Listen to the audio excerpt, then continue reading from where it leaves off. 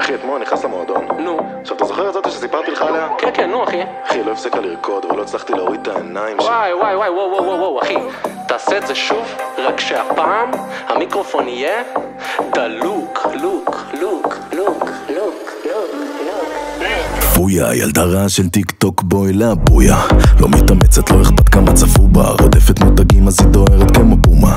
וזה הזוי, דופקת לי ריקוד רק להדליק פה את האקס. מאמי תירגעי בי להתאמץ, יש פלקס. יודעת המילים בעל פה, כל טקס. נוהגת לבלות, אבל אין לה ברקס. רוצה לשתות, תביא בלוגה. מעביר הכל אז היא קוראת לי בבלובה.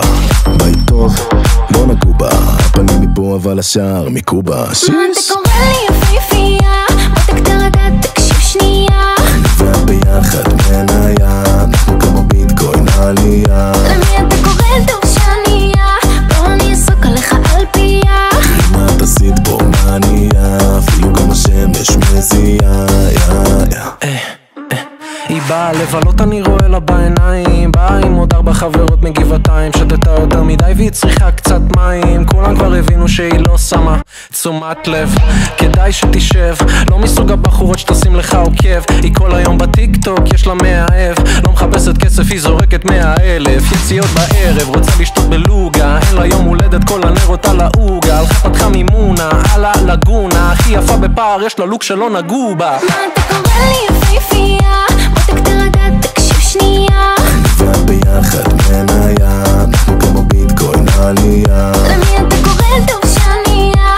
בוא אני אסוק עליך על פיה. מה את עשית פה מניה? אפילו גם השמש מזיעה. יפהפייה.